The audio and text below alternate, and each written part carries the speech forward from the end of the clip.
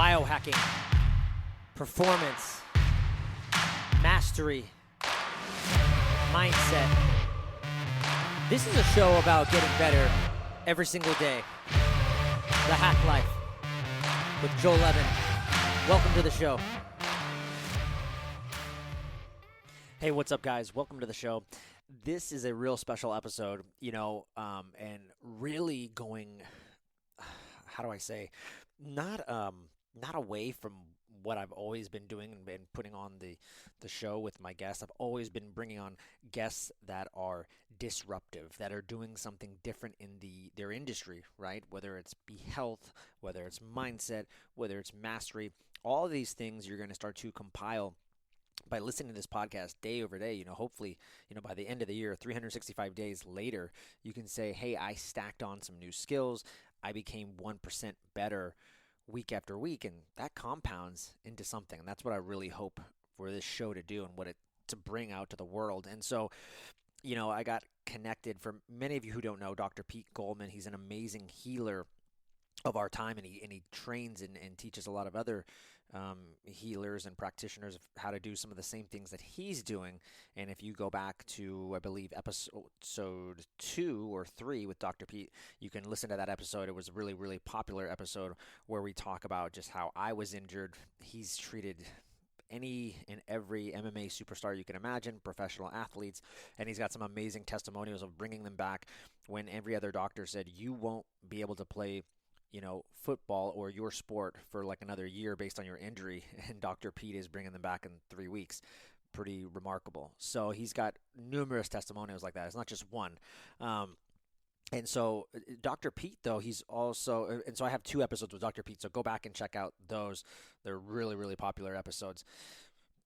On that note, though, Dr. Pete is a martial artist. He's always been a martial artist as a kid in Kyokushin karate and full contact sports, and he's got a black belt in jiu-jitsu and karate, and he's fought professionally, a very, very good athlete. And, Dr. Pete, in his time, though, he's such an avid learner and reader, and he was reading about ki through this old master, Toishi Kohei. And he kept reading these books, and he's going to talk about it in today's episode, but he was reading these books over and over again and getting so much from them. And when he would go and meet some of these ki or chi, masters and that were doing Aikido and some of the principles that they were talking about, he felt like they were fake. And he felt like none of this stuff is practical. None of it works in real life. You don't know what you're talking about. Like, it's a great thing to talk about, but try applying that in real life. Like, it doesn't work. And then he stumbled upon Sensei Maida, who's going to be on today's podcast. And he felt the difference. He was like, whoa, this is completely different. This is real. So again, I know when we think about ki masters, or, you look at, and we talk about this in the podcast, but we talk about like these fake, practitioners, and there's tons. If you just YouTube ki master, right, you can see it all over the internet. You can see people, an MMA fighter versus ki master, and he's just getting obliterated, right? But what Sensei Maida, what I really like, and this is a great episode, you should probably watch this one on YouTube because there's a lot of visual demonstrations that are going to happen. This is an in-live interview, which I'm just really happy I haven't done an in-live interview in a while. And so this is a really cool episode. And the principles of ki, and these principles are universal, and how you can actually apply them to your daily life. And you're going to hear how he applies ki to the people that he trains, and how it applies to being a better husband, being a better father, being a better parent. And he goes into these max facilities, these prisons, and helps prisoners because he wants to teach them these principles so that when they come out, they will have a better understanding of life and be able to coordinate that mind-body connection better in their own life, right? This is an amazing episode. It's really one of those special episodes that I had to like listen to a couple times and just was like, wow, like there's just so much stuff in there. And if you just look over and glaze over once, you're going to miss it. So I strongly urge everyone to probably watch this episode on YouTube. It's going to be there. But if you can't, just try to take in some of the principles of ki. He's an amazing person. You can go check out Sensei Maida if you're in California. He is in the Albany area. And what an amazing soul and what an amazing gift in this episode. And, thank you, Dr. Pete, for bringing making this connection happen. So really cool stuff. last but not least, before we get into the episode, as you guys know, most of you who are my, avid listeners, I have, I do health coaching, and I help a lot of people lose weight in 60 days. And we do it from a holistic perspective. We don't count macros. We don't do these special diets. We don't do any of that. And really, when you look at some of the metabolic things going on, right, it keeps coming out over and over again. We're seeing it with the C word. We're seeing it with viruses and all that stuff. People that are most affected by those things are they have metabolic issues. That's just the fact. So if you're looking to get healthy and get in better shape and you're a busy professional and you feel like you don't have the time, I can help you. So reach out to me. One of the best ways you can reach out to me is just DM me on Instagram at Joel Evan Coaching, or shoot me an email, info@JoelEvanCoaching, and I'd love to connect with you and see if we can help. Cool? All right, guys, without further ado, Sensei Maida and Dr. Pete Goldman. All right, hey, I am here with Dr. Pete Goldman and Sensei Maida. Did I say that right? Sensei Maida. Perfect. It's Italian. Perfect. It's Italian. As you said. This is going to be an amazing episode. So I'll do a quick intro, and then Dr. Pete, take it away. We're super blessed to be here with Sensei Maida. I have just gotten to know him through Dr. Pete. Everybody know Dr. Pete. Dr. Pete's been on the show twice now. Interview number 3. How could we resist? But Dr. Pete does a lot of training with the Zone School, chiropractic, overall just general healing. So anybody that's trying to learn how to become a better healer, they need to go check him out. He gets the best results. Just look him up.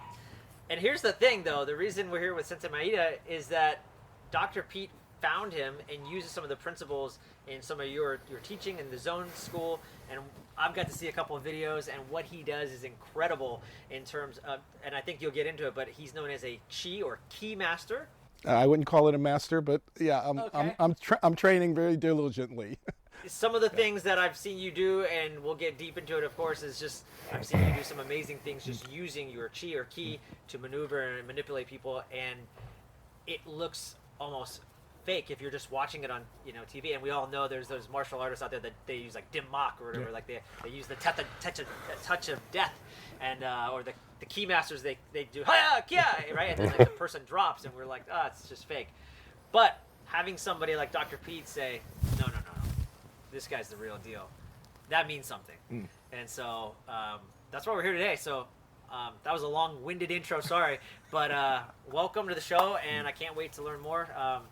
Dr. Pete, so tell us how this all started. So let me say a couple things. So I have a extensive martial arts background. I was a Kyokushin fighter. I trained with Shigeru Oyama, who's considered the greatest Kyokushin fighter ever. I was there 6 days a week, 2+ hours a day. I was fighting the best fighters in the world in that style in the early 90s. And it's, if anyone knows about Kyokushin, the name says it all. In fact, in Japanese, Kyokushin actually means the ultimate truth. I don't know if it really is, but the founder must have thought it was because he called it that. But anyway, it is very rough stuff. Very, very, very, very, very rough stuff. So I'm familiar with that. And at the time, I went to Thailand and I trained. I wanted to fight some Thai boxers. I mean, I've experienced that. Then later on, when I was in my 30s, I started to jiu-jitsu, and I got a black belt in Brazilian jiu-jitsu, so I'm familiar with having to fight in the ground. So I'm familiar with different martial arts. Now, I picked up a book once by Toei Sensei, Koichi Toei, his name. I just picked it up in a secondhand Japanese bookstore. And I was like, and I read the book. I'm like, man, this is one of the best books I ever read. That was it. I wonder if I could learn this. But it said Aikido, and I was like, oh, Aikido, that's the worst. Like, what a joke. I'm like, Aikido is the most pathetic excuse for self-defense, around. I mean, but I thought, maybe people join Aikido schools to, meet friends and get in shape and have community. So I didn't think it was terrible. I just thought, right. Yeah. I just thought if they thought it was for self-defense, they were kidding themselves severely. So I said, Aikido was kind of disappointing. So then I started, maybe there's something to this because this looks so good. And then I read that Toei Sensei was challenged by some judo guys and some other guys, and I think in California at one time and in Hawaii, and he was beating everyone up. I mean, whatever. So he was throwing these guys around who were hardcore, high-level judo guys. So I said, well, this is obvious. It seems to be real. But I didn't understand the difference between what we'll probably find out later about Aikikai, which is a lineage of O-Sensei, which is stuck around but is really far from what the founder taught, to Ki Society, which Toei Sensei, who was the top student, who was only 10th dan ever given by Sensei while he was alive. Kind of made his own thing, which is Kises. I didn't even understand any of that stuff. I just thought it was like, oh, it's Aikido. So I got this Aikido book. So I started going to all these Aikido dojos, not to storm the dojos and beat everyone up, but just to learn, you know. Yeah. And I was like, man, it was very disappointing because I didn't go there to kind of make fun of them. I went there to learn, and I was like, I walked out just horrified. It was just, I mean, the stuff I can't do it justice how pathetic it was. I mean, verbally, I cannot verbally tell you how pathetic it was. So I was like, man, this is really disappointing. I guess I'll go back to my Koichi Tohei book and just read it because that's all I could do, and I'll just do my own training. When you said it was pathetic, is it just that you're like, it's just not practical? Like that would never work. Like exactly. I would punch you in the face before you did this twisty lock. Yeah, I'll do whatever I want to before you do this, or while you're doing it, or trying to do it. Yeah. So I kind of gave up, and then lastly, somehow I was like, oh, there's actually a living disciple of Tohei Sensei who's near me. So then I went to his class. Wow. Yeah. And I remember when I sat in the class, he called one of his black belts up and demonstrated something, and it looked fake. I was like 4 feet away. I'm like, oh my God, another adds like 10th on the list of this fake garbage, you know. Everyone seems really nice here, and I was like, it's probably good for exercise and community, and everyone's having a good time, but this is just ridiculous, and because it looks so fake. And then at some point, Sensei called me up, and I was like, in 1 second, I'm like, this is real. I knew in 1 second. I didn't have to feel it twice. I'm doing this long enough. I felt in 1 split second, like, this is real. And then I just signed up and started going. Now, when I first started going, I went more for just like the mental. I'm like, this is like good, it was like good mental, spiritual healing. I didn't even really care about the physical part because I was already in good shape and I already knew kind of how to fight. So I didn't really care about that stuff. And then over time, I saw that it could really be applied to anything in life, anything, healing, whatever. And on top of that, because I am, the friends of so many like elite level fighters, I was like, you got to come check this out. And I've brought several renowned fighters, and they can't deny it because when you feel it, it's just real, period. And I've had those experiences with them. And then as you mentioned, I am the founder of Zone School of Healing. The website is zonetechnique.com. Any chiropractor, doctor, or healer of any type, of course, can go to zonetechnique.com and join or do whatever they want.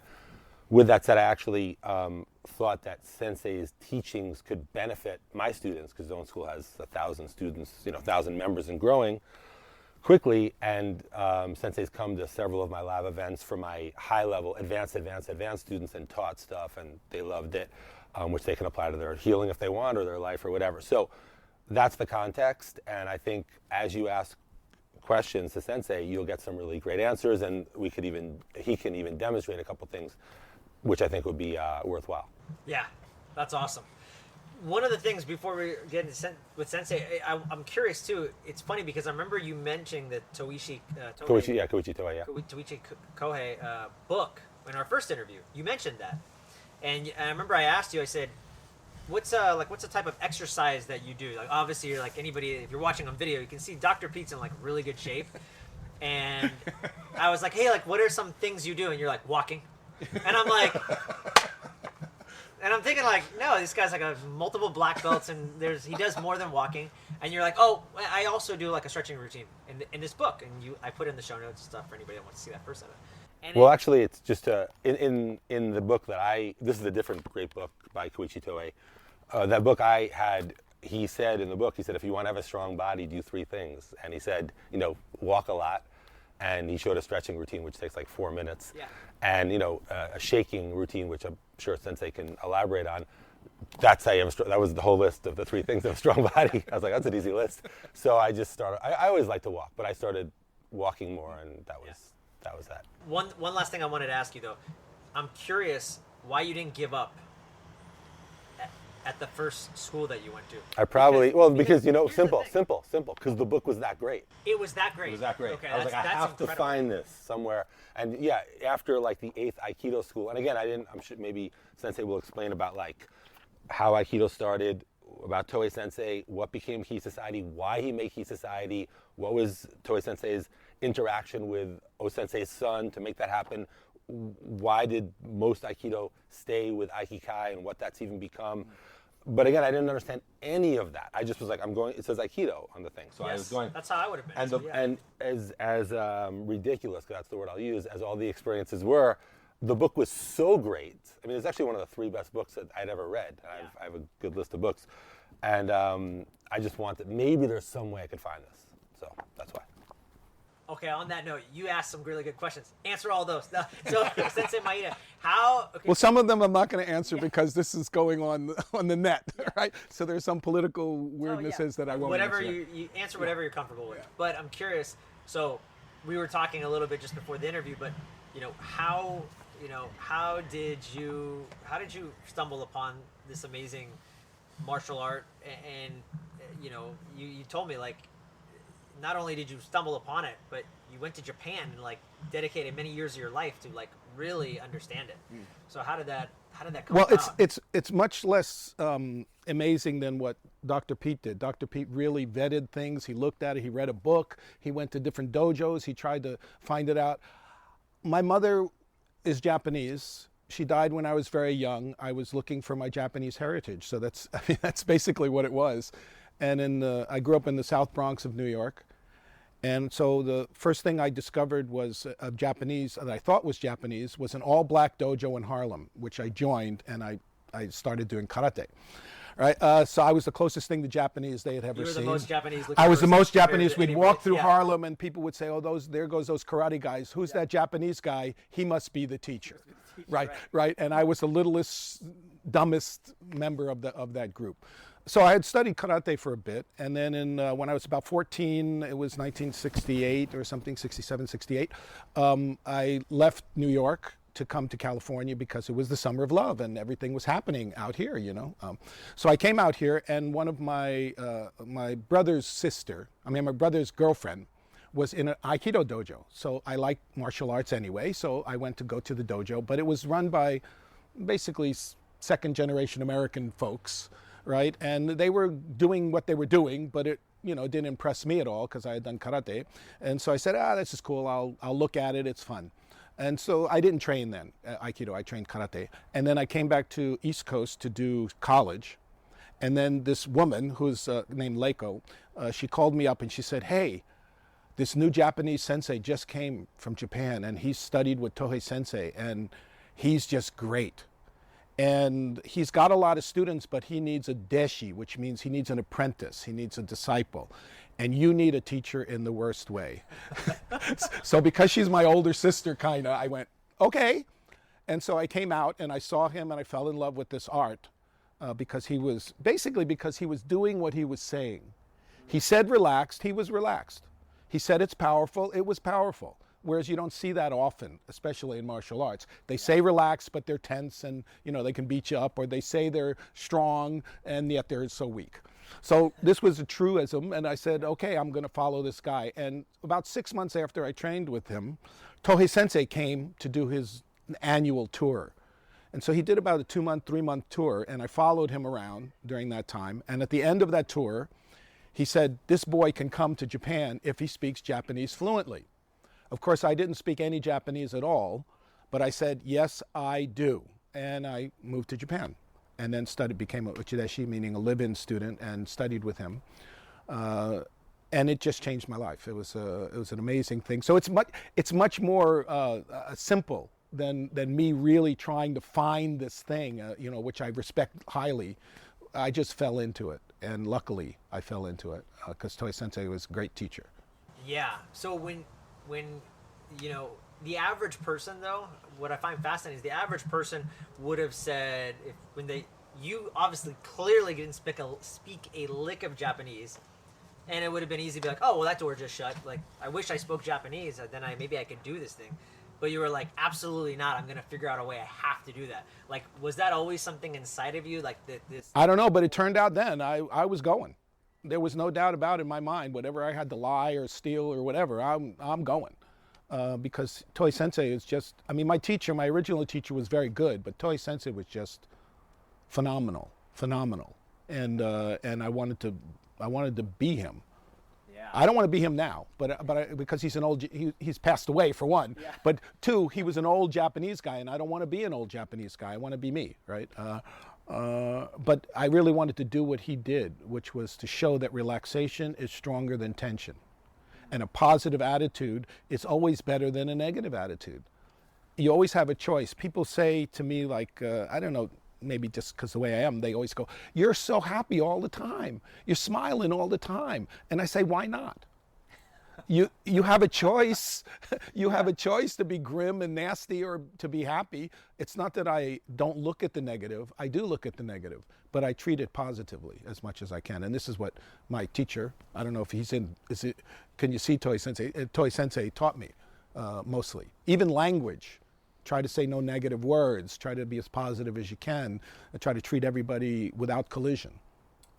Yeah, that's his art, and the reason I really like Aikido is because you can talk philosophy all you want, and when somebody's bending your arm and you got to show you're not colliding, and we'll do that if you want. Just start off the routine, okay? Absolutely. Okay, so why don't you stand up? Oh boy. And stand up. Right. So should I take off my headphones? No, it's not going to be violent. Oh, okay. Or at all. I was looking for the violence. Right, it's not going to be violent. So put your arm like this, make a fist, make your arm strong, and what I want Dr. Pete to do is bend this over here. Okay. Go ahead.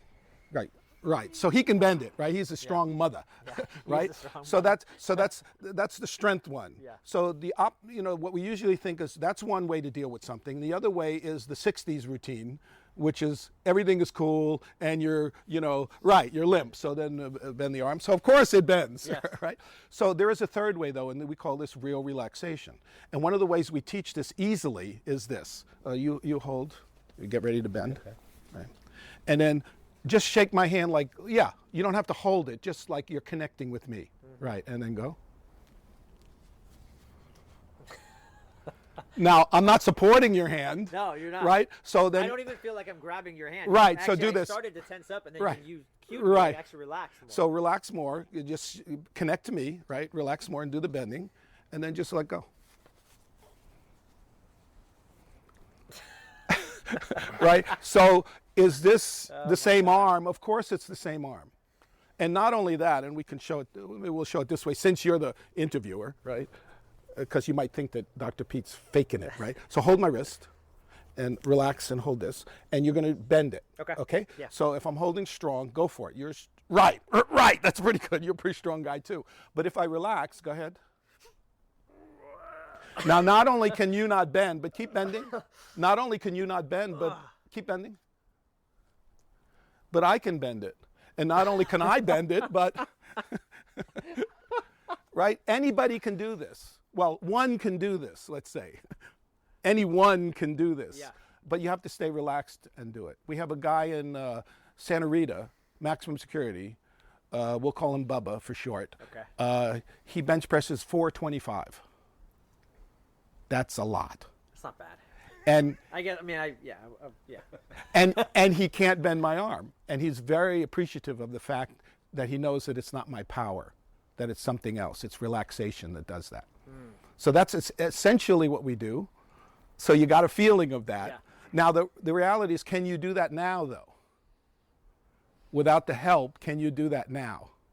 That's the key, and I think absolutely I feel like I have to be mentally cued or primed to right, because otherwise I think naturally, and I'm just speaking for myself, I'm naturally like a go right, alpha, like sure, want to accomplish a lot of things, and so very task oriented and very rigid, I would say.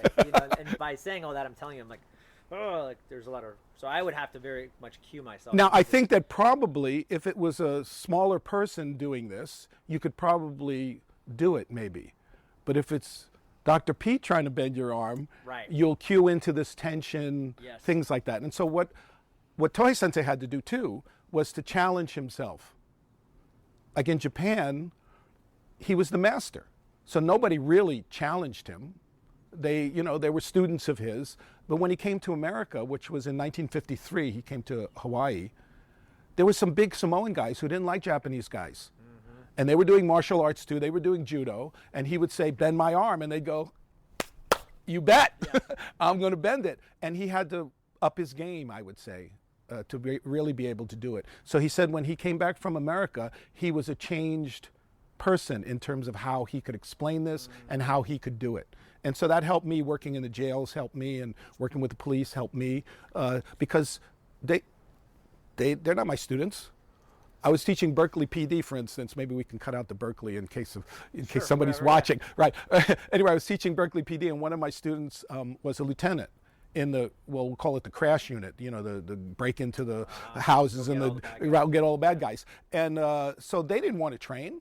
He thought it was good for them, but they didn't want to train. So one of the sergeants came up to me, and I'll paraphrase because I don't curse. He said, "You think you can kick my butt?"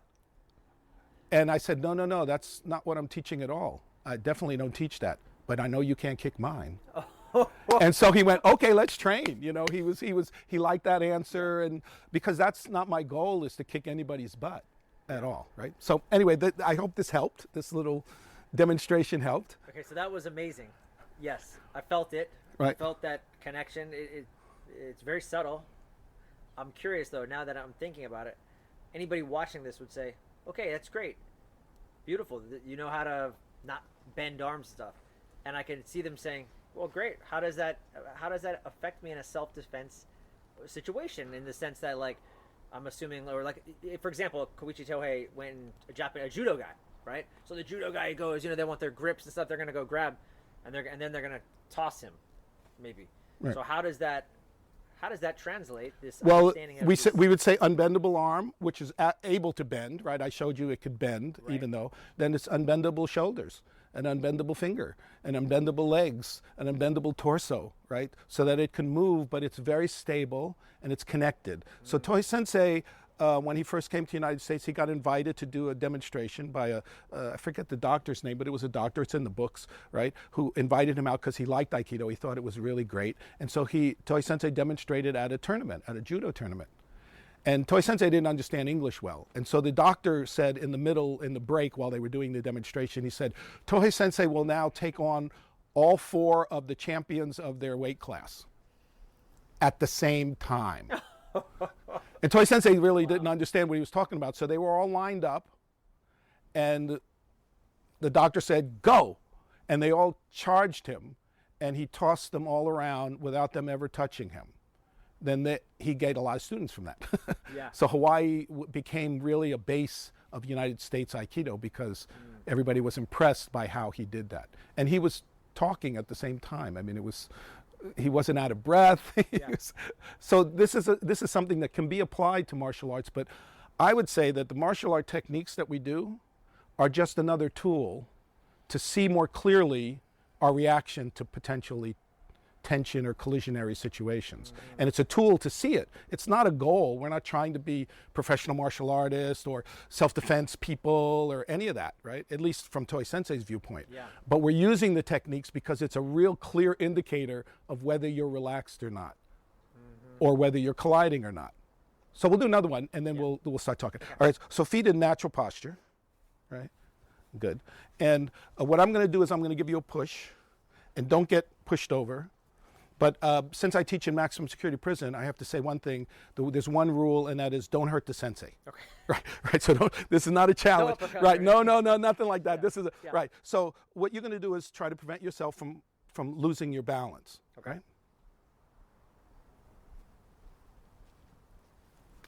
So you wouldn't call that a hard push. No. Right. No. Okay. So try something else. Okay. Without hitting the sensei. Yeah, of course.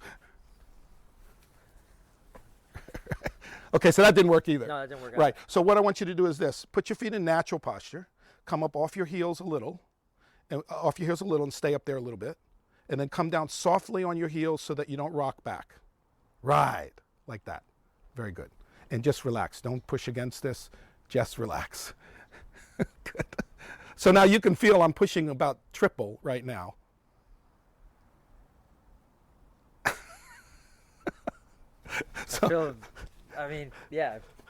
Right. Way more so grounded. Tense this up a little bit or resist a little bit, right? And it's right. So it's that, right? Mm-hmm. And now weight on forward and relax and don't resist. Just keep right there. Yes. Mm-hmm. Now I know he's pushing harder, but generally when we do this, you're trying to do like a science experiment where you're trying to push the exact same way so that you can see what the difference is. But everybody pushes harder. Yeah. So you can see that. Why do we tense up then? Fear. Right. When we know now, right, that just staying stable, right, will keep you more stable, right? Yeah. Rather than resisting it. Now, you know this, so even like, you can't turn around because you got this, but move your body around like this a little bit, right? And then but keep the same feeling and stop, but keep the same feeling of forward feeling and relaxed and stable. Yeah, so you didn't lose it, right? So you got it. Now I'm going to do one more test, and I'm not going to push any harder, okay? You ready? I'm not going to push any harder, I guarantee it. I was anticipating that one. Right, so what that means, that's not a bad thing, but what that means is that it's really not in you yet. You still think that this is stronger, right, rather than thinking that the other. So it takes practice, which is, I have a joke on my refrigerator. It says, that's why we asked you to pack a lunch and a change of clothes, because it's not going to take one lesson or two lessons. It's going to take a lot of training to stay relaxed when you might want to tense up, right? And it takes a lot. And so Aikido trains us in that. You do some martial arts, right? I did Kaiju Kembo for a long time. Right, but like you don't. Kempo But you don't do any like grappling. I did jiu-jitsu I met with. him at jiu-jitsu. That's how we Carlos. met. was With Carlos' Carlos student. Sapone for Okay, 4 years. so this might interrupt your microphone, but maybe not. So you're going to go and choke. Okay. So if he's going to go and choke you, right, you're going to do something to prevent the choke, right? So you're tucking your chin, and you're pulling down on the arm, right? Right, but he's a strong mother. Oh yeah. So he's going to get in there, right? crushing me, yeah. He's going to get in Yeah, there. yeah. So now we're going to do this. He's doing this. I want you to touch here, not pull down, but no, don't pull down. Just bring it to your chest, like hug it to your chest. And even with this hand, hug it to your chest. Right, hug it. Yeah. Yeah, it's like, Good. it's like 100 times stronger. And I'm not even. Right. Not even like I wasn't even. I was kind of using your hand as a guidance. Right. I wasn't even doing it hard. I was Right, just don't do kinda it hard because you don't want to hug yourself hard either, Yeah. you know? So you want to hug and really softly, and now he can't choke you. Now the other thing is that, and we notice, is that when people get choked, they tend to want to, especially jiu-jitsu people, they tend to want to tuck their chin in, which actually brings your throat closer to my hand, right? So if this is choking and you're touching, put your head up. Keep right. Yeah. Right. So Yeah. now it's not anywhere near even your throat. Yes. Right? But we do the opposite because of our practice, because of our training. We want to tighten up. So with practice, though, we can relate to potential collision in a totally different way. You ever stub your toe at night, you know, when you're walking through the house? Oh, yeah. Don't you blame the chair? Yes. Yes. It's everybody's fault but mine. It's everybody's fault but yours, right? And so that's a good testing thing. You stub your toe, you go, man, that hurts. You know, instead of blaming or instead of, you know, even getting angry at anybody, you know, you're the one that stubbed your toe. You probably left the chair there. I mean, Most likely. most likely, you know, but even if you didn't, still, why don't you look where you're going? I just want to add one thing Joel asked about practicality, and of course this goes way beyond self-defense and things like that. But when I learned unliftable body from Sensei, which he probably can show with us now, it was a lot harder for guys to throw me. When I did jiu-jitsu against even judo guys, it was just harder for them to throw me because I was using those principles, and that came to mind when Joel asked about that. Okay, we can do one more. Because I do these a lot. I mean, I never have an interview where I'm just talking, although, as you can tell, I like to talk. Right? Right. Okay. It must be the Italian side of you. Well, yeah, because it's not the Japanese It's side. definitely not the Japanese. Right. Okay. So what we're going to do is this. First, tense your body up. Me. Yeah. Okay. Yeah. Just be tense. Be tense, right? And he's I'm going to. lift you up. So he can obviously lift you up, right? No, right. Without any. Without any. Yeah. Right. So then do the 60s routine, which is like, you know, everything's groovy and spacey-wacy, right? And you're going up anyway. Yeah. Right? So now remember the weight on the front part of the feet, right? And then what you're going to do is this. The shoulders won't go up. And if you need it, you can crazy glue your fingers to your thigh, crazy glue, which doesn't take pressure, by the way, if you've ever done crazy glue, right? It just touches and you're stuck, right? So you don't have to put pressure if you need it. Okay. But generally, just keep the shoulders connected to the body. Don't let them rise up on their own, okay? And keep it stable. Right. Now, here's the thing, right? Just to let you know. This person, who's we'll call him the uke person, right? Yeah. Is thinking he ain't lifting. That's exactly what I thought. Right, he's thinking he ain't lifting, and that's why we do it with everybody. so that you understand that really it's somebody lifting. Now, both of us are heavier, but you can still feel the difference, right? So make yourself tense. We can lift me if you I want. can get it. Right. I can do it. Right. It And might so be that's right. Yeah. And lift him up. Right. So you can move him. Yeah. Right. You can move him. That was pretty good. And now space out a little bit. And do the same thing. Right. So you can still move them around a little bit. Right. So now feet together, natural. Keep coordination, mind and body. Right. And do the same lift. It's Like it's dramatically. it's dramatically different. Right. Now I'd have to ask you: Does his weight change? No. Because if I could change people's weights, I'd be a millionaire. I'd go to Weight Watchers and make a fortune, right? So his weight didn't change, so what changed? I mean, I would say his perception of his weight or his reality. Well, that could be, his right? But it's station. basically how he dealt with your lift, which is a totally different thing. He dealt with calmness so that he couldn't be moved, or he dealt with tension or spaced out, and so he could be moved. And so we can equate this, of course we can equate this to self-defense, but you can equate this to daily life, to personal relationships, to, when you're tense, you don't see things clearly. You're not stable. When you're spaced out, you don't see things clearly, you're not stable. When you're really relaxed, we call this relaxed completely, you're seeing things as clear as what they are, and you're the most stable. Now, this is not to say that nothing will lift you up. There's an elephant I know who can lift you up, right? And a forklift can lift you up. But you will be much more stable in comparison if you stay relaxed and calm. We'll call this keeping one point, keeping your center, than not. Yeah. Is that a good one? Yeah. Okay, so let's do another one. I love these, right? So I just want to add one thing, if it's okay. One thing I really appreciated about this teaching is, like, when I was in New York back in the day, I knew this guy who was like the grandmaster of like V-Jitsu. It's like this very rough style. So he was like, "Oh, Dr. Pete, you should train with us." And they had a thing on their wall. It's a huge sign. It says like harmony, love. It was the most violent place I've ever been to. I mean, I was prepared for it because of my background, but it was insane. Like, I mean, I don't mind if you're violent, but I don't know what that post. It said like, V-Jitsu te, like love, harmony. So that's one extreme of just, I don't know what that is. Then there's this other extreme that I came across a couple times, almost like some Tai Chi. Not that Tai Chi is not great, but some Tai Chi, it's so spaced out. They're not even relaxed. I don't know what it is. Like, but what I learned from this is relaxation is strength. It's not the, love and harmony and, stamp on each other's heads. It's not like the Tai Chi, not that all Tai Chi is like this, but the kind I saw where you're like half asleep. It's this, relaxation is strength. It really is. And then it's easy to say it or read it in a book, or you're like, relax. But in the relaxed completely context, you're like, wow, relax. And you can test it, because if I'm doing jiu-jitsu, I'm like, oh, look, I'm fighting these same guys, and I'm relaxed, and look how much stronger I am. So that's one of the multiple things. Now, in the greater scheme of things, that might be the crumbs off the table. Like, who cares? There's so many bigger applications. But because you asked that question, I can tell you that. Yeah. That's huge. Yeah, he understands this really much clearer than many of my students do, because he's had this experience of other things and not just just doing this. So we'll do one more. Put this foot forward, and put this hand forward, and hold here, right? And you can resist, but don't move your feet, right? And he's going to move you. Raise them up? No, just push them. I'm going to push them out. Okay, got it. Right. So of course he can push you back. Yeah. Right. So try something different.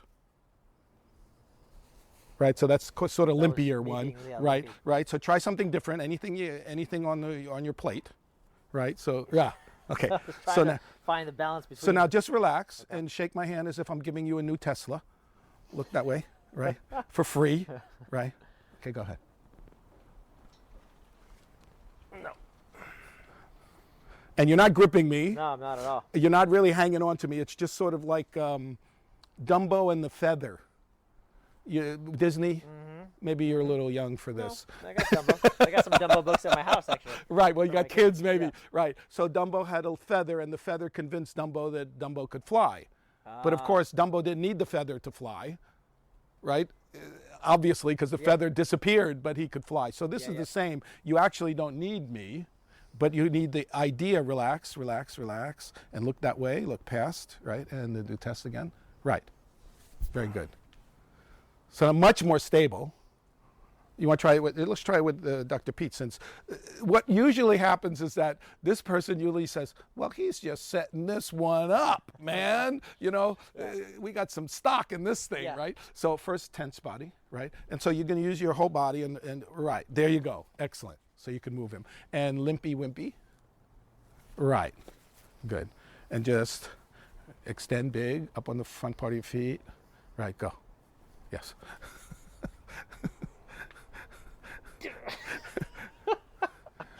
Right, and he's using less power and less tension and less calories. I was teaching. This might help. I was teaching it was actually Maryland, but it was from Virginia, an organization from Virginia, and we were teaching mostly law enforcement. But we were teaching also, some people came in suits, and we said, oh, what department are you from? The guy goes, Department of the Navy. And we go, oh, what do you do? And he says, can't tell you. And I laughed, and I said, no, what do you do? He goes, can't tell you, right? And so they were practicing with us, and then in between the class, when we had a little break, they were doing push-ups.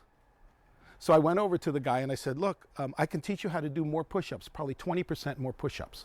And the guy says, great. And I said, but it'll build less muscle. And he looked at me, and he went, nah. I don't want that. Because they're doing this to build muscle, right? Yeah. But I could teach you how to do that where you're not using so much muscle. But they didn't want that. Yeah. They wanted to build muscle. Yeah. So this is not building muscle. This is actually using your body very efficiently. And if you dig in, you're going to get pushed over. If you tense, if you fight back, you're going to get pushed over. But if you relax, you're going to be the most stable. So I think you can see how this relates to martial arts, but also how it relates to daily life, that you don't have to push your issue. You just keep your stability. And we have to see it from the other's perspective. I have to see where you're coming from. And usually we say that like if we're saying this as a, 60s thing, because I grew up in the 60s, I went to Woodstock. That lets you know how old I am. I went to Woodstock, right? And so, this niceness that everybody is, but if you get pushed over from it, right, then it's not stable. It's not safe even. Yeah. So to be safe, you have to be really relaxed, and relaxed completely is what we're talking about, which is just doing what you're doing. Just don't rock back on your heels. Don't tense your body up, and recognize what's going on with the other. Yeah. Because you want as much information as possible. It's not because I want to, be you. I have to recognize what the mugger is doing and where they're coming from in order to deal with them efficiently. Not just ignore them and say that they're not a part of this. We would say that about illness. I mean, I'm not even talking about, COVID or anything. It's just, when cancer's in your body, it is in your body. You have a relationship with it. You can't ignore it and then try to just push it out of the way. You have to understand it and then work on it, right? And this is the same with people holding, or the same with, any of this stuff, right? So I have one other thing, because Joel asked about the martial arts. And again, I'm sure as we talk more, Sensei will explain the much bigger ramifications. But one thing I also learned was, before I understood this, if I was standing up with you or someone, if I just thought I can just overpower you because I'm stronger or have better technique, I could go that route. Or maybe we're semi-even, but I could use like what they call kazushi, like trip you. Like, like kind of get your about, like we're about even, but I'm just a little more boom and I get the.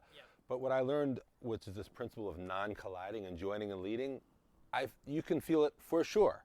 And then when I'm back at jiu-jitsu messing around with these guys, I'm like, well, this is obvious. So I'll let Sensei explain it, but I could just say, in the meantime, if I could just show, like, if I'm just using like brute strength or technique, that's one thing. Or let's say I'm just doing a quick, kazushi, but if we're kind of locked up and Joel's pulling me this way, like in the old days, I'd be like pulling him this way.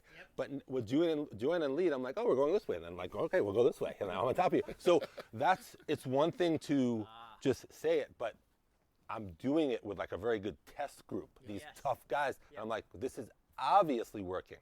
And that's not just like, oh, you learn a cool move and you do the kazushi like 1 out of 10 times, but it doesn't work. Like, I'm just like, this just works. If it doesn't, it's me, because I'm not joining and leading. Right. So that was a huge thing. So I don't know if Sensei wants to talk about non-collision and join and lead, but I can tell you from a student perspective, it completely is demonstratable in the martial arts context just because you asked that question. Yeah. Well, and every one of I love it, every one of the people that Dr. Peets brings, which I'm, sometimes a little afraid, who's that guy? Whoa, he's going to eat me, right? But they all feel it. They go, oh, yeah, I get that one. Not that they'll do it necessarily, but they understand the principle behind it. that it really is don't collide and try to find the place that you're going and help you to go there. I just don't want to be in your way. That's all. Yes. So, well, let's get to answering some questions, or we'll never answer the questions, right? And then we'll go back to something maybe that has to do with, oh, by the way, you know, it's not like we're hawking this book, because this book doesn't exist anymore. You can't find it. Tohei Sensei's books are no longer in print. So it's not like, you know, you got to go find them.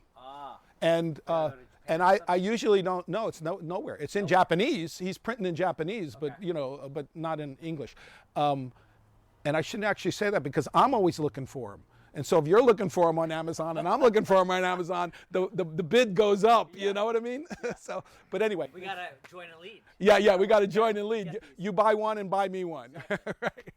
Or maybe we just go to business and make our own. We can repeat it. We can do that. We can reprint. Absolutely. You know, I have a good connection. The person who's in charge of Key Society these days, and then we can go into some historical things if you want, is the son of Tohei Sensei, Shinichi Tohei, right? And I changed his diapers. So, you know, we're buddies in that. I'm his uncle. Yeah. So if I need to do it, you know, we can work out something that we can reprint it. Because Tohei Sensei's books are better than any books that any of us can write. Wow. So we just need those. That's a huge statement to make. So that's I can't write anything better than him. I mean, I can teach it maybe more applicable to you than he taught it to me, right? But I can't write a better book than he wrote. Why is that? What was going on during that time, or what was it that made him so special that he was able to understand this, you think, in a way that, I'm just, you know, thinking what you just said, I mean, that's a huge compliment, and both of you and your backgrounds have both pretty much said the same thing. So, about him, was there something going on, or that made him have this understanding, and, you know, in a way that other people just didn't get it? I'd say he had more of what Dr. Pete has than what I have, right? In that he saw O-sensei, he trained with O-sensei, he got really inspired, he watched him, he said, this is really a great thing, and then he tried to figure out why it was working and why it wasn't working. And many of the other people just copied the form, and they did okay, but Tohei Sensei wanted to know why this worked. And so Tohei Sensei had a few experiences that helped him. He used to do Zen meditation, for instance, at another place. And when he would come back from Zen meditation, from a weekend of Zen meditation, then nobody could throw him, and he could throw almost everybody.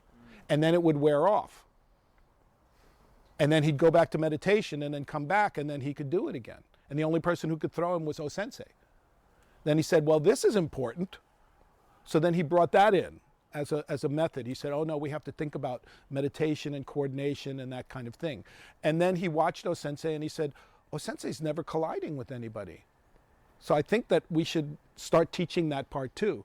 And so pre-war, I'd say that Tohei Sensei knew these philosophically, but wasn't able to put them into daily practice. Yeah. But then he went to war, and he tried to put the philosophy into practice, and you put philosophy to practice on the streets, and you get it, right? Or you don't. Or you don't. Or it doesn't work and you're dead, right? Or whatever. Or yes, you know, in the streets it's no lab, you know, it's like do or don't, right? Yeah. So he trained that way and he got it. And so when he came back, he became very quickly the chief of instruction. O-sensei made him the chief of instruction. Post-war, O-sensei retired. He went to the countryside dojo, and Tohei Sensei and O-sensei's son sort of ran the dojo. Tohei Sensei was the instructor, the best instructor, and O-sensei's son, Kishomaru, was sort of a business office manager. Also, he did Aikido. He did Aikido pretty well, right? But Tohei Sensei was teaching this way, which had something else than what O-sensei physically taught. He had this, stay relaxed, stay calm, keep your balance, don't collide, don't push against them. Well, you know the term kazushi, right? I mean, he mentioned it. Yeah, now right, I do. Right. Kazushi means bringing somebody off balance, making somebody off balance. But O-sensei's idea and Tohei Sensei's idea was this, and this is not really necessarily such a physical thing, is that if kazushi would mean me making him off balance, that's kazushi. But O-sensei and Tohei Sensei said, he's going this way, so help him to go that way, right? Yeah. And then if he's going that way and you're helping him to go that way, it doesn't matter how strong he is. But if you're trying to make him go where he doesn't want to go, then it really will matter. right? Yeah. Like you could maybe kazushi your employee, but you can't kazushi your boss. You could maybe kazushi some accountant, but you can't kazushi the IRS. They're much stronger than you. Yeah. They can take your house, Yeah. right? So there's always something that will overpower you. Even somebody powerful, let's say a judge, is very powerful, right? But if they're driving along Highway 80 and a brand new recruit highway patrol person says pull over, they better pull over. And if the recruit says get out of the car, they better get out of the car. Now later on, of course, that guy loses his job, and but right there, you're not more powerful than that little recruit, 19, 20-year-old recruit, even though you're a judge, right? So there's always something more powerful than you. An open mic can be really powerful, you know what I mean? Yeah. Can get you into a lot of trouble, right? So why train to overpower things then? Because there's always going to be something that's going to be more powerful than you. I have a quick question, and I wanted to make one statement also. I mentioned what I said about my experience with the Aikido dojos before I found this. I'm sure there's like that 0.5% of people who do Aikido who are tough. Like they're probably cops and they know how to like grab fingers, and there's probably someone who exists on this earth from the Aikikai lineage who is tough. So I just didn't meet them, but they may exist. So I just want to say that. So if someone's watching and they're like, I do Aikido, I'm tough. Okay, I bet you are. Good. Okay. So with that said, I wanted to ask Sensei this question, which is, and I don't know if he wants, he might just pass on answering it, but or partially answer it or fully, but before Toei Sensei broke off and made Key Society, and he was kind of appealing to O-Sensei's son and the other people around, like, hey, we have this, what was it? I mean, we're just guessing, I guess, but what was it from the Aikikai guys' perspective that made them say, no, we don't really need to relax. We're just going to do these. Didn't they realize at some point that it was not practical, it was not working? They were missing this big element. Like, why would they resist that? I don't know. That's a good question. It's a really good question, and I'd have to say that, my neighbor used to live right next door, who was a Berkeley PD person, and probably once a week he'd come to me and say, Sensei, this thing happened, and I did this and I did that, and then he hit me in the head, and and then he got away, so what should I do? And I said, well, is that the result that you wanted? And he'd say, absolutely not. And so I would tell him, then you did something wrong. Obviously, you can't make the other person do something, right? So you did something wrong if it's not the result that you wanted, right? So I would have to say, sorry to say this, and we don't have to edit it, right? Is that Tohei Sensei obviously did something wrong, right? Because he didn't explain it to those people where they would not take offense at it. These were people who had studied just junior to Tohei Sensei, and he would go up to them and go, boop, and push them over. Yeah. Or they couldn't throw him or something. And he would say, no, we have to do it this way. But obviously he explained it a little incorrectly because they took it bad.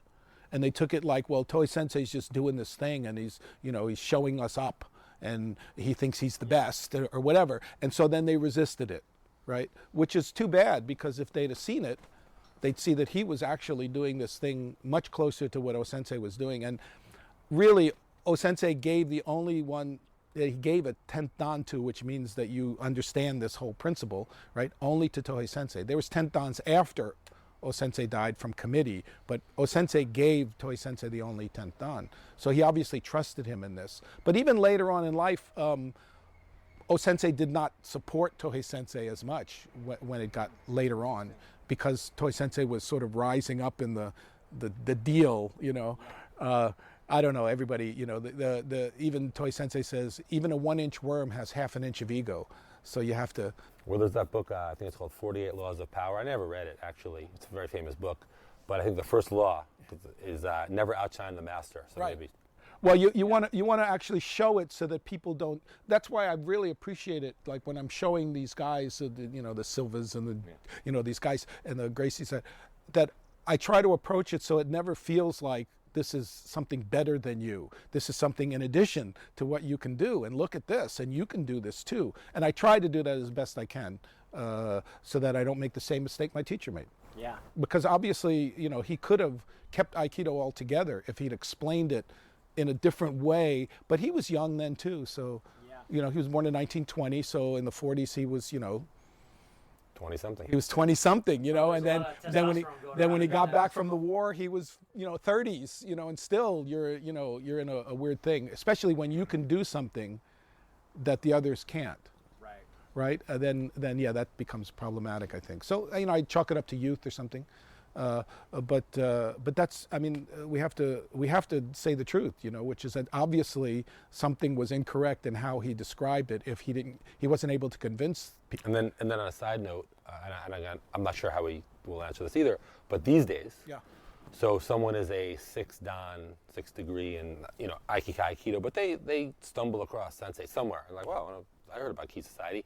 And then he's doing something simplistic, like there's a thing called Tenkan. I don't know if he'll show it, but it's a thing, where one of the ways it just means off the line, but one of the ways to demonstrate it would be if someone's just grabbing your wrist, and how would you deal with that? And he's just holding their wrist, and they can't do it after they're a 6 dan.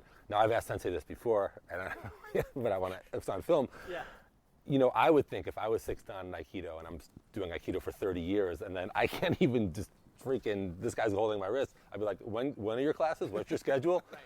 But it seems like a very, very, very low percentage of them do that. They're just like, oh, that's cool, have a nice day. That just seems incredibly odd to me. I don't know if you have a more insight. It's odd. It's odd to me too, but none of the people that I train with this is all Toei Sensei. This is not really me. Anybody can do this, right? But all the people that I expose to Toei Sensei's philosophy, especially the high-ranking Aikido, nobody says this is bunk. They don't say it doesn't work. They don't say it makes me feel bad. They just go, oh, this is really great. And then they just never come back.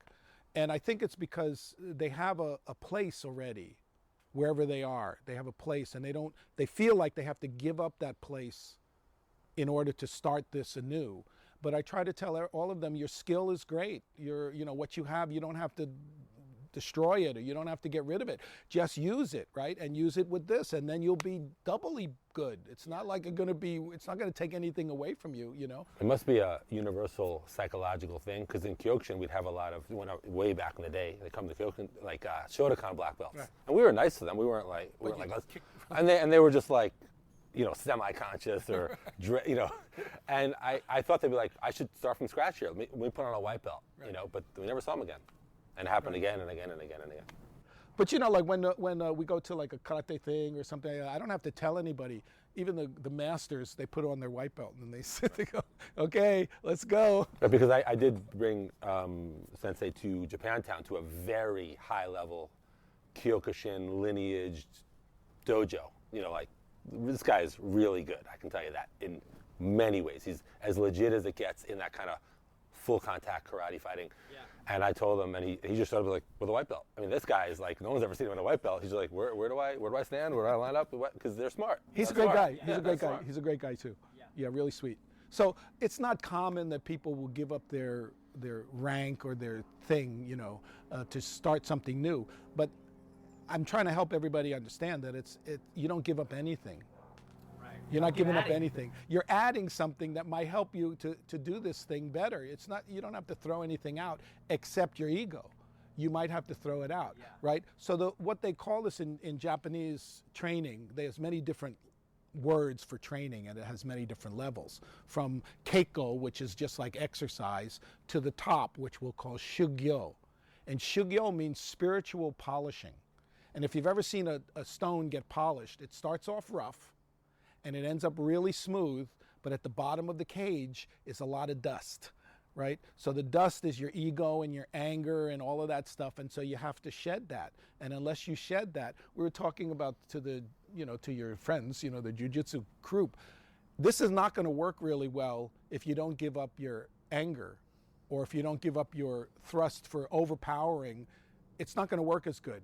The crumbs are good enough, though, right? That's what some of these guys say. Well, the crumbs help me not to get choked, so I'm down with the crumbs, But to really understand this, to be able to do this in daily life and other circumstances, there's going to be some dust at the bottom of the cage, right? Which is, you have to drop your collision, you have to drop your ego, you have to drop your want to win, And also you have to, from my experience, you have to trust that relaxation Yeah. is stronger, because it's easy to like go to class and then it's like I'm at jiu-jitsu with a very tough guy and I have to remember like I'm going to be stronger if I'm relaxed, because it's easy to be like, okay, well, this is this guy. And This then is you get different. that, and This then- is and then- different, and then, right? And then you get crushed.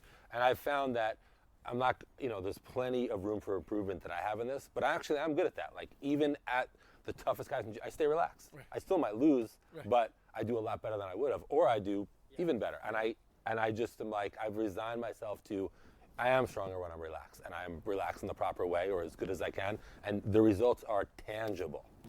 Well, with more positive reinforcement, positive experiences, that's when it's in your tool bag. Everything stays in your tool bag, by the way. Your anger, your frustration, your collision is still in the tool bag. But if you don't use it a lot, that stuff goes to the bottom of the tool bag, and at the top of the tool bag is relax and coordinate. So when you reach for something in a rush, you're going to get the good stuff instead of having to dig. You can still, by the way, dig and find that anger. I mean, it's still there. Yeah. It's still there. We all have the capacity to do any of that, right? It's still in your bag, but it's not near the top.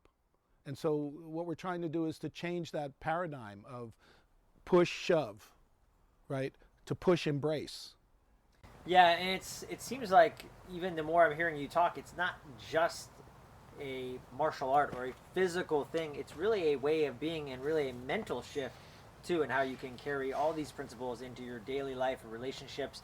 And I'm assuming too, Pete, that's probably how you even bring it up into your practice and how you teach other practitioners. Two things about that, and I've told Sensei this before. First of all, this says key in daily life, so that's the title of the book. So, I mean, obviously the author agreed with you, because that's what he called the book. For healing, I look at it like this, and I've said this before. Like, look, Dr. Thurman Fleet, who some people know, is kind of like my mentor's mentor. I think he's one of the greatest healers that we have like record of. I mean, his results prove it. And he didn't know this stuff, so obviously you can be a great healer and not be familiar with this, at least in this context. With that said, do I think understanding this can make someone a much better healer? Yeah. So that's one of the reasons I have Sensei come to the Zone School events, the higher level events, and teach. Yeah.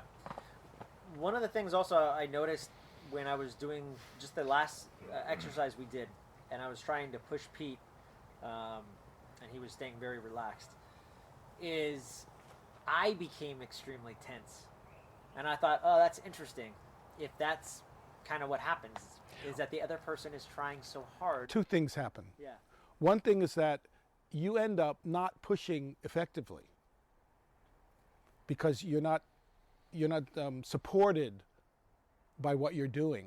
Yeah. So you stop pushing effectively. I noticed that, and I wanted to talk to you about that, right? Is that some of the jiu-jitsu guys, at least in the beginning, they couldn't bend my arm if I was tight because they weren't efficiently trying to bend my arm. Right, I know they they're can. right. I know they can do it, right? And I said bend, and I'm going, well, this guy's not even bending my arm. Because that's a very like unfulfamiliar, because Yeah. they're trying to bend it this way Right, to right, break it. So yeah. they're like, oh, bend it this way. They have to process So that for a while. so it does change how the person reacts. Now, in the beginning, it might change. You try harder and less efficient to do whatever it is, to bend the arm or something, or to hurt somebody or take them over. But after a short period of time, you change into relaxed.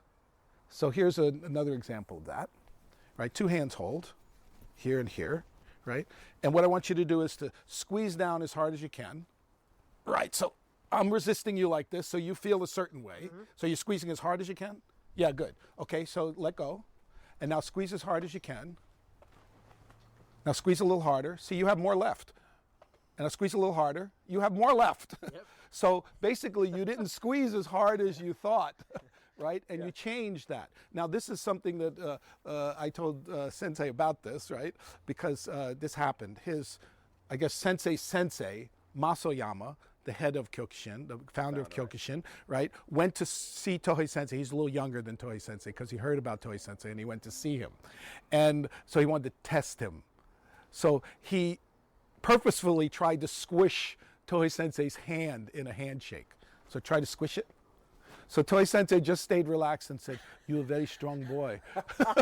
"You're a very strong boy." And so Masayama really loved him and respected him enough so that when I went to Japan the first time and I went to a Kyokushin thing because one of my friends was there, and they found out that I studied with Tohei Sensei. They put me up on the dais, and had me like kind of judge, So because he really loved Tohei Sensei, he thought Tohei Sensei, that was a reaction he loved, as opposed to any other kind of reaction. Sensei, can you show? I think it'd be very worthwhile for this interview, and maybe show them the 4 principles. I think you touched on a few. You mentioned one point, but I think weight on underside and everything else. Right. Explaining them they go a long way. It helped me a lot when I read the book. Okay. So here, like one of the principles we call it ki is extending. We used to call it extend ki, but extend ki was like a verb, like you had to do something, right? And this is just ki is extending. It's already extending. So because ki is extending, this becomes very stable. So that's one of the principles, is ki is extending. The other one is keep one point, which is your center. And the way that we find one point is by coming up off your heels lightly and come down light. So you can see that he's slightly forward, right? If you go back to your heels, just even lightly, go back to your heels, right? Then it's easy to push you over. And if you keep with that forward, come up and come down just slightly forward, right? Right, then you become much more stable, and you can feel it. It's nobody disputes this, right? So this is we call keep one point. So the one point is, I don't know, in martial arts they talk about tanjian or tanden or this thing which actually had an idea of it being a surface, like a thing. Or hara, right? Yeah, or hara, right? But people have that's so finite. And Tohei Sensei said, it's not finite, it's infinite. So he said, let's think about it like a point, like it gets ever smaller and smaller, it never reaches zero, smaller, more concentrated, more concentrated, more concentrated, and that can go forever. Whereas a place is just a place, right? So it's slightly in front of you. If you just relax your feet and relax your heels, then this is a posture of one point. We call it a posture of one point. And again, just slightly back on your heels. Right, and that's not a posture of one point. No. Right, I feel my right. You can feel it. Now, it doesn't mean that if you put your weight on your heels, that you're going to lose balance, because you can keep one point and put your weight on your heels, but it's not as easy. Yeah. Right. So those are two. That's extend ki and keep one point. The other is relax completely, and relax completely means just what you're doing now. Right. And so we'll do that as we can do it here.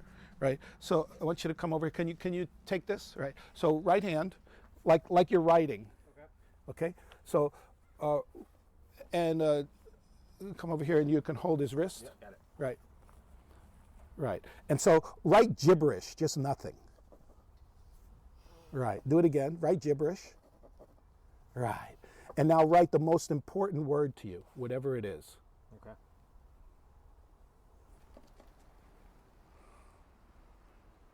Right. So, what changed? I mean, you know what I mean. All that changed was focus, intention. focus or not, right? Focus or not, and it was a very different thing. One would just went up, and one you could still write. When even when he's lifting. So this is really relaxed. That's really relaxed. Yeah. The other one was limp, or we would call it. You were saying I don't know what to call it. Tohei Sensei calls it losing power. Limp is losing power. It's not paying attention. It's just letting things fly over you and letting them move you around. There's a term in Japanese called ronin.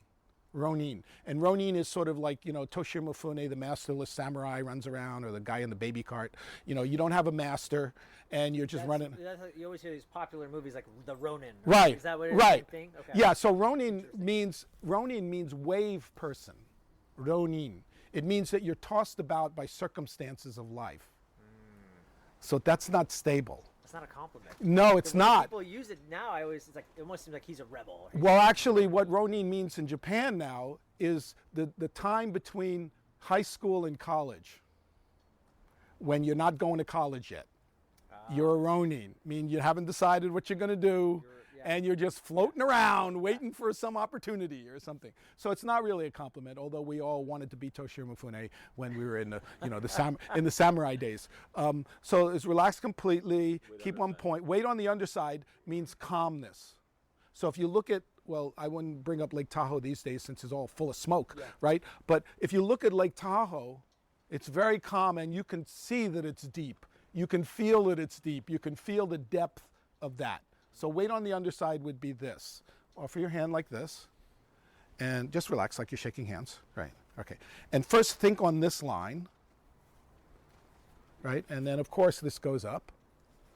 And then relax your arm and think on this line. Think of everything is on this line. So the weight is settling down.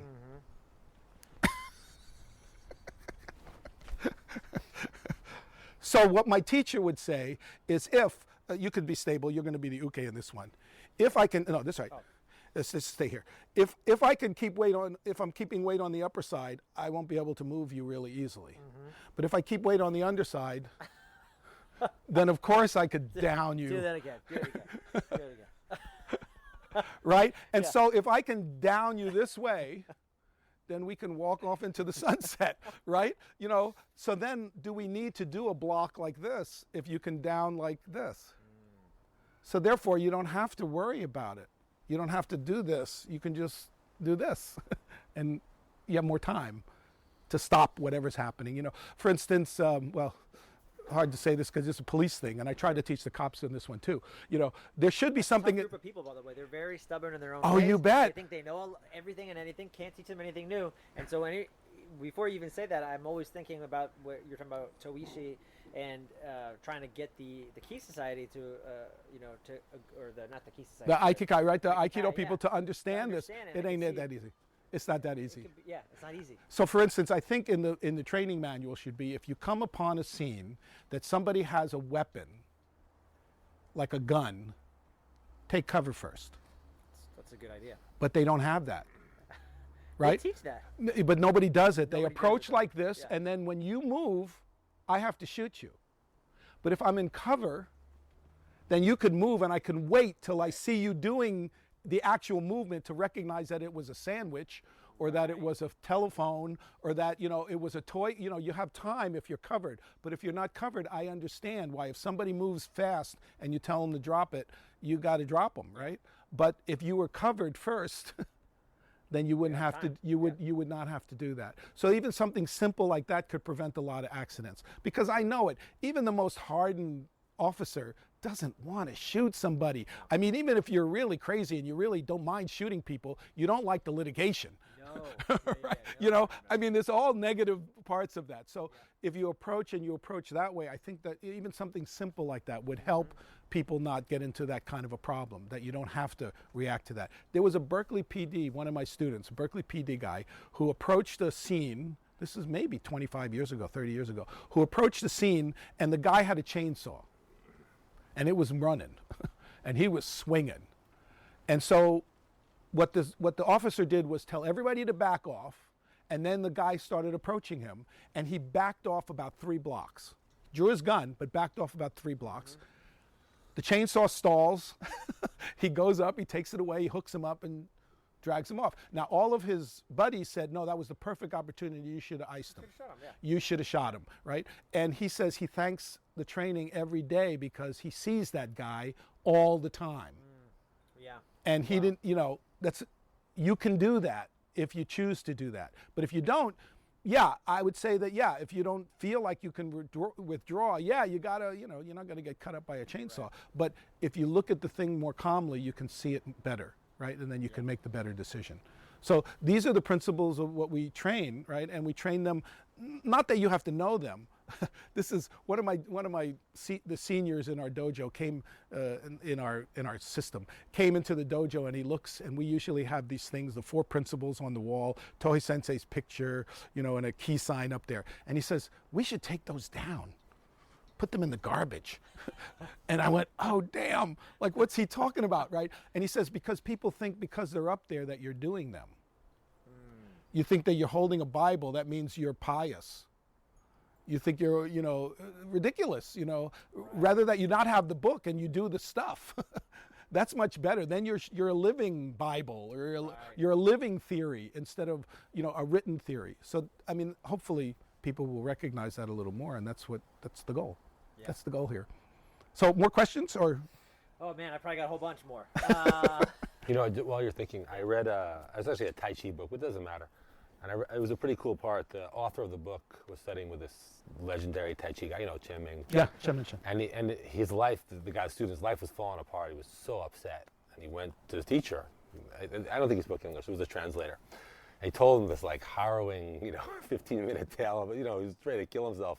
And the teacher goes, just relax. And he said when he left, he's like, man, what kind of, like, that's the most horrible advice, And he said, when he wrote the book later, he realized that what good advice it was. And it just brings me back to what I said before. And of course, we're talking about relax completely. It's a little different. But this principle of relaxation, you hear it all the time. I mean, Gurdjieff, who was a famous metaphysician, he used to tell people to look at like their tension in their body, because Gurdjieff said it's a lot easier to get energy, with like air and food and sleep. But people are dissipating energy all day because they're tense. So even Gurdjieff knew, and Dr. Fleet talked about it too, same thing. So like a lot of smart people have figured this out, and you can't pass by that. Like that, the proper relaxation goes a long, long, long, long way in multiple ways. Well, a great segue. Great segue. Tohei Sensei was giving an interview, and people always ask him when he's giving an interview, they're always asking about Sensei, right? And so after a while, years and years, Tohei Sensei's like, what am I, shop liver? I mean, I got my own system, man. What are you talking about, right? So the guy's asking him, some interviewer's asking him, and says, well, what is the most important things that Sensei ever taught you? And Tohei Sensei's a little pissed, right? So he goes, the only thing that Sensei ever taught me of any value was how to relax. And the guy is like livid because he's an Aikikai guy. He goes like, how could you say that? That's so disrespectful. And Tohei Sensei looks at him and he says, do you know how to relax? It's not something little. It's something huge. It's not a little thing. It's like huge thing. It's the only thing. It's the master thing. And so that's how people view this thing. Yeah, I can relax. No, you can't. You can relax under certain circumstances, but you can't relax under others. You can relax when you're in power, or when you think you can control the situation. Then you can sort of use relaxation because you feel comfortable, about doing it. But try to do that when you're not in the upper hand. Try to do that when you're in the lower hand. When you're, well, I guess I could say this. I was looking, because it's true, I was looking at, maybe it might have even been one of your interviews, so sorry if it is, right? But one of the jiu-jitsu masters was saying that he matched somebody and the guy had already done 3 fights or something, and he had his eye bunked out or something. So he wasn't in good shape. And so the master, the other guy said, well, yeah, they said, well, take him out, now's a good time. And he said, no. I think I'll just play it like normal, because the guy has got his eye poked out, and that's a really good thing. And everybody said, oh, what a wonderful thing. He didn't take advantage of it. But would he have done that if the guy was in perfect shape and was ready to rock and roll? Maybe not. Probably not, right? Yeah. And so it's not whether you can do that when you're in a more powerful position, but whether you can do that when you're in an underdog position, too. Whether you can stay relaxed when you're in the underdog position, not when you're in the most powerful position. So can you stay relaxed when your wife says, we're going here? You're in the underdog position, baby. So can you say, okay, or relax and not even fight yourself? Say, it's okay, I can do it this way, right? Or not, right? Then when you're in the upper position where you can just say, your kids, we're going. Right? We're going. Well, it's funny you say that, because this whole time I was thinking, I was like, when this interview's over, I'm going to ask you that I think we should go write a book on marriage and raising kids. I teach a lot of that. Do you? I do counseling a lot of in my Zen. I'm a Zen priest too, by the way, just on the side, right? Okay. But I don't do that as a job, so I don't really mention that much. Yeah. But in that capacity, I do a lot of counseling, and I have counseled many a couple, right, in that one, to see how you deal with kids, and do you see it from their perspective, and do you warn them when you're going to move, you're going to go somewhere, or do you spring it on them in the morning, hey, we're going to grandma's, and then you wonder how come it takes them so long to get ready, right, instead of saying in the night before, hey, we're going to grandma's at 8 in the morning, so get it together. We don't think about it that way, right? We don't think about it what they're thinking about. When I was teaching in jail, we were teaching some couples in jail, or some parents in jail, parenting, right? And I said, look, if you're looking at your kid and you're talking to them and they're doing this, you're doing something wrong. Yeah. They're not going to listen to you. They're just going, whatever, right? So you have to look at them and see how they're reacting in order to get your message across, because isn't that what you want, to get your message across? But of course, many times it's not. Many times you just want your way, right? And so you can force your way, but not all the time. Like you can train you can train an attack dog with power, with pepper and with beatings and stuff, and you can train them to do certain things, but don't fall asleep. You know, because they're going to bite your face off, or don't leave the door open because maybe they're just going to take off. But if you train them with love, then you can fall asleep, you can leave the door open, and they'll protect you.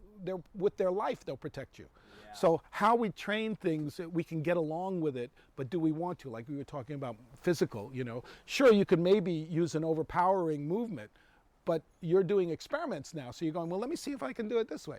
Even people you can normally take off, you know, you just, and that's the time when you can really do experimentation.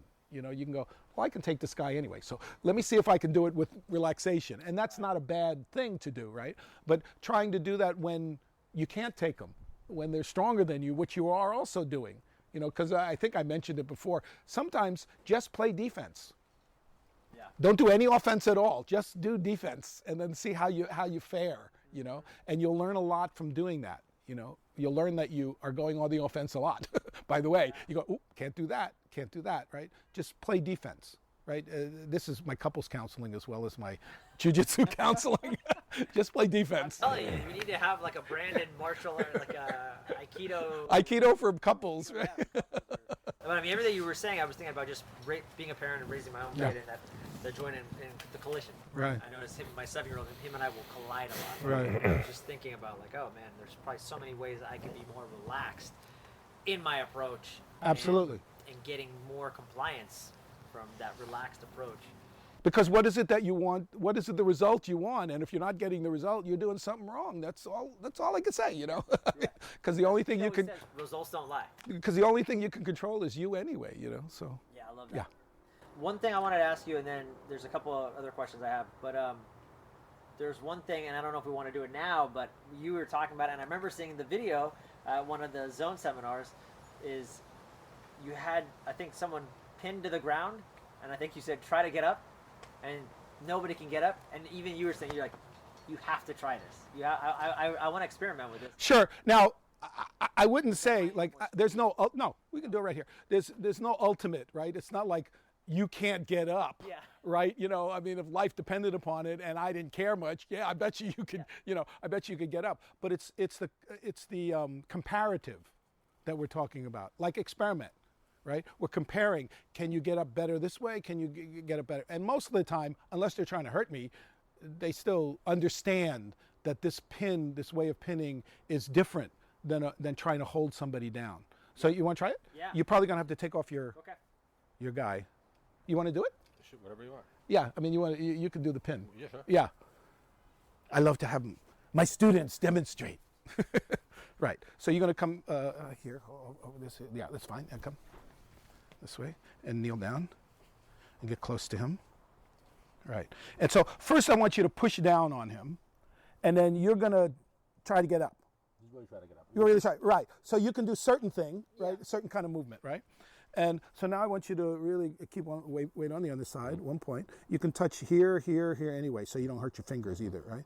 And then just keep 1 point and keep yourself stable. Okay, now jump up.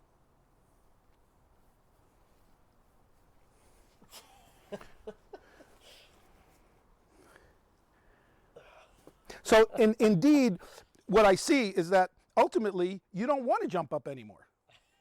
And it's not because it hurts, it's just because it ain't working. It ain't working. Right. So when we're pinning somebody, let's say as a policeman, if I hold you down hard, if you're a fighter, you're gonna keep wanting to get up. Right. Right? But if you hold him down soft, like he's holding, and you can move if he moves, right?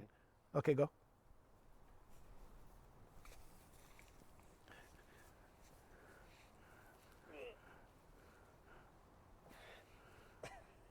You can see if you go back to square one where I'm really trying. Now I'm just trying to hold you down. Yep. Like I'm just using strength. Go. You're really trying to get up.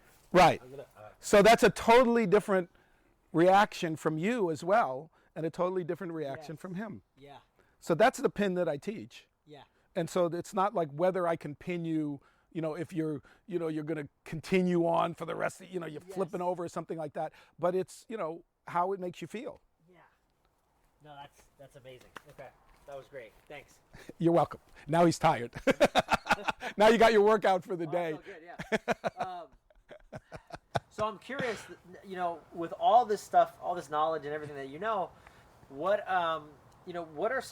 what are some things that you're doing right now? That are there any like projects or anything that you're exciting that you're working on, or other ways that you're trying to bring all this knowledge? Well, it's hard. It's hard in this environment, right, to do it, because what I'd really like to do is to get back to the jails, only because that's the least served area. Now, some people get mad at me. They say, "Well, you should be handling the victims of these folks," and I do that too. But these guys are going to get out. So, do you want them worse, Right. or do you want them better? I want them in my dojo. I don't want them in my backyard. You know what I mean? Where my wife would have to shoot you, is what I tell them. And they laugh, and I go, "No, if you come into my backyard, my wife is going to shoot you."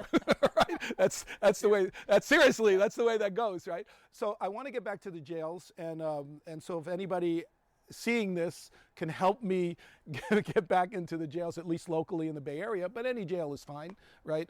Because the effect of that is really far-reaching. To train somebody to understand that relaxation is your strength, that you don't have to prove anything, that you don't have to push your issue, that you can see it from other people's perspectives. And to tell you the truth, some of my best students come from the jail. This comedy relief. I saw my first person, it must have been 12, maybe 15 years ago. I saw my first guy out that I knew in the jail, right? Wow. And so I was eating Chinese food, and a bunch of cholos come in, and they looked like cholos. They had the shirts, the white shirts, and the tan pants, and the button, and everything, right? And so they were all bald and tatted up. And they came in, and I thought, oh crap, what's going to happen? And then they were just ordering Chinese food. That's what they were doing. So they ordered it, and in the crowd, I heard, "Sensei, Sensei." And I look around and I go, "Oh shit, that's Jose. Uh-oh. Do we have anything on that he can recognize me going home?" But I said, "Hi, Jose." He said, "Remember me?" I said, "Yeah, absolutely. When'd you get out?" I didn't think you were getting out. I didn't say that. But so then they ordered their meal and they went outside, and then we finished our meal, and I was with my little kid and my wife, and so we walked out, and out of the crowd, the guy said, "Thanks, Sensei, because Jose is much better now than when he went in. He's a much calmer guy. Thanks a lot." So, this is a very big effect that can have on society too. Yeah. Much bigger. I mean, it's a good effect to have on law enforcement. It's a good effect to have on criminals, because those are sort of, actually they're probably like this. They're not really the ends of the spectrum, right? But it really will help both situations out if everybody stays calmer and relaxed and recognizes that relaxation is strong. It's not weak at all. It's very, very strong. It's stronger than tension. And so once we recognize that from a practice viewpoint, then we can put it into daily life. Yeah, huge. I have a couple more questions, like lightning round kind of questions that I usually ask. Sure. But before I do that, is there anything that I didn't ask you that you wish I had? And then Pete, maybe there's even something that you're like, you know what? There's one thing I don't Pete would know more than me. enough on, or that might be valuable. I think we covered a lot of great stuff, actually. If you want to go to your lightning round. Okay. If something pops up, you cut me off. What are some choices you think you made in your life that made you who you are today? Well, actually, all the choices I made in my life made me who I am today, right? And I sometimes I look back and say, I should have done this, but I'm pretty happy. With, of course, we could always do better, but I'm pretty happy with where I am. So obviously the choices I made, put me here, right? Yeah. My wife was saying, I was going to get into that high school, and I didn't get into it. And I go, if you went to that high school, I might never have met you. So good that you went into that one, and and we met each other. So yeah, I think the choices were just to, groove along with what's happening. And if I felt really strong about it, I did it. And of course, I probably made a few mistakes, but here I am, and I really, I like what I'm doing. So yeah, I'm very happy. Very cool. Yeah. Who, obviously you're such a force to be reckoned with. Who? Oh no. Who? Oh no. Or you're such a positive force. Okay. That I'm positive. in a good way. Who inspires you, or is there anybody that I mean, all the teachers that you've had, is there anybody that besides Koichi Tohei that you think about, or? Well, all the people who have taught me from the Zen side, Tanoi Roshi in Zen, Omori Sogen in Zen, Suhara Koen, who taught me Kyudo, taught me archery in Zen. That really, helped me a lot. William Lay, who was a body worker, was a student of Moshe Feldenkrais and a student of Ida Rolf, direct student of both of those, and developed a system that really helped me a lot. But all of those really, I mean, just honestly, all of them pale. Tohei Sensei really molded me in a way that that was so big. And also, Tohei Sensei, even though he usually says, you should just do this, he allowed me to do Zen at the same time because he found that when I came back from Zen, I was improved. So he said, whatever's happening over there is good. So just, you can keep going over there, right? And Tanoi Roshi the same. Although Tanoi Roshi said something once, we were doing something, he's a martial artist too and a Zen person. So we were doing something and he says, yeah, you Aikido guy, I can throw something at you. You get out of the way. I grab your wrist and you throw. So why do you need this Aikido? You can already do that. Just study Zen. Yeah. And I said, yeah, but without that, I wouldn't have been able to do that. I wouldn't be able to do that stuff without training that. So that's why I continued to do Zen. And then he said, yeah, I can throw all this martial arts at you, but if I throw a Mercedes your way, you're in trouble, right? And then I went, no, Sensei, I like BMWs. I like BMWs, right? I'm not attached. I like BMWs instead. So he understood where my stupidity lied. When I first met him, I had a mustache and a goatee, and he looked at me and he said, "What are you hiding behind that?" And I went, "I'm not hiding anything." And he said, "You're attached to that." And I go, "No, I'm not." So I go in the dressing room and I shave it off and I come out and I go, "Yeah, I was." Yeah, I was, but I stopped doing it, Yeah. But yeah, I was. Yeah, you were. Yeah. So yeah, Tohei Sensei, I can't say anybody, higher than him, in terms of the effect on me. Still today, even he died in 2011, but still, still today I can, because he left us with a theory that you can constantly check and test yourself on. It's not just a theory that you can spout whatever you want. God talks to me, so I can say what I want. Yeah, right. How are we going to check that? There's a joke about the student falls asleep and the teacher falls asleep and the student says, "Hey, you can't fall asleep. You're a teacher." And the teacher says, "Well, I was communing with God." And so then the student falls asleep and the teacher says, "Hey, wake up. What were you doing?" He says, "Well, I was communing with God." And he says he hasn't seen you in a long time, right? So you could say anything you want with that, but this is sort of provable. You proved it right now. Relaxation was much stronger than tension was. And I can prove it to that way or show my mistakes every day, right? Even though Tohei Sensei's not with us. Yeah. Oh. Awesome. Any big books that heavily impacted your life? I'm a big reader. Is there any books other than some of the ones we've highlighted already today? I'm not a big reader. My father wanted me a big reader. He was a self-taught, sort of a working class. I'm a red baby, red diaper baby, So he was a self-taught unionist, and we had books all over the house, and he tried to get me to read, and I never got into it, right? The only books I could recommend is anything by Tohei Sensei. Perfect. Anything by Tohei Sensei, but don't buy them all up, and if you buy them, buy two of them and send me one. Buy two of them and send me one. Any rituals or practices that you do on a daily basis? Yeah, lots. I do a breathing exercise, long breathing every day. I do meditation every day. Lately, I teach every day, sometimes twice a day, 3 times a day. Lately, since my student gave me a sauna, I take a sauna every day. Nice. They just gave me that sauna over there. Right. Oh, Clearlight, they're in Berkeley. That's what your brother was saying, that you just interviewed. And the person who gave me that bought it directly from the doctor because she knew him somehow, right? And then, so she hadn't been using it, and I've been complaining because I belong to a health club, and they've been closed. Yeah. And the only reason I joined the health club was for the sauna, because economically it was best, right? And they opened up everything but the sauna, which kills all of the bacteria. So I don't. Death going on. A lot of death going in the sauna. So I don't understand it, but so I was kvetching to this student of mine, and so she said, "Well, I haven't used this in 6 months, so do you want it?" So I got it, and I used it, and the second day after I used it, it just died. Oh no. And so I called up the company. It's not, warranted. I'm the second owner, right? I called up the company. I didn't get any response. And then the last text I mentioned the doctor's name. Yeah. Oh, I think he's the one who sold it to us.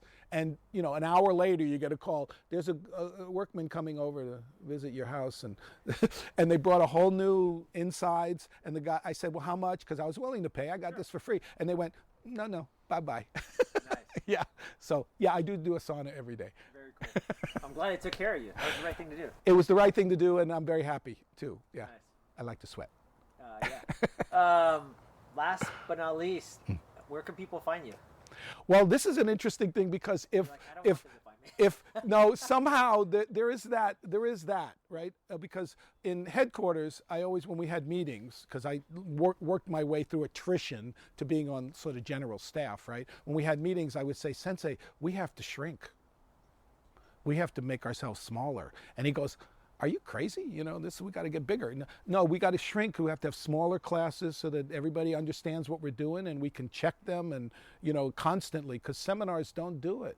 You can't check everybody. And so what are they leaving with, So in a certain sense, it's up the stairs, down an alley, in the thing, a little sign. But there is something to be said because, like, if Dr. Pete, who's a very smart guy, could not find the senior direct student of Tohei Sensei, and he was looking, then obviously I ain't out there enough, right? Yes. But we do have web pages, right? And one web page is keyaikido.org, and the other one is keyonline.org. So both of those, you can get to us. Yeah. Awesome. And the thing I was thinking is, if just like the way you found your teacher, you did whatever it took you were willing to speak Japanese and you knew nothing. If people really want to find you, they'll figure out a way, just the way like Pete found you. Well, I figure quality over quantity. Really. But also there's the touch people just like with a workshop, or touch people with just a little thing. One workshop can help somebody change something. One workshop in the jail can help that person change how they're. If you go online, there's a little thing about the jail program, and some of the the things that those guys say is just heart-wrenching. About how, oh man, I didn't realize that this could, that I could be relaxed and I could really do things that I want to do, and it's just amazing. So so even workshops or something like that is always really good. I do it for corporate. I do it for for anybody. Jails, police. When they want it, when they want it, when they want it, right? So yeah. So I mean that's how you can get me. Cool. Through us. Sensei Maida, Dr. Pete, thanks so much for being on the show. Thank you. Thank you so much. All right, that's it for today, folks. I hope you enjoyed this episode of The Hack Life, and if you did, please share this episode on social media and then tag me at Joel Levin Coaching. And don't forget to subscribe to the show on iTunes and give us a 5-star rating so that you don't miss any other great episodes. We can only spread our message when you share this knowledge with others that need it. Thanks a ton, guys, for the support.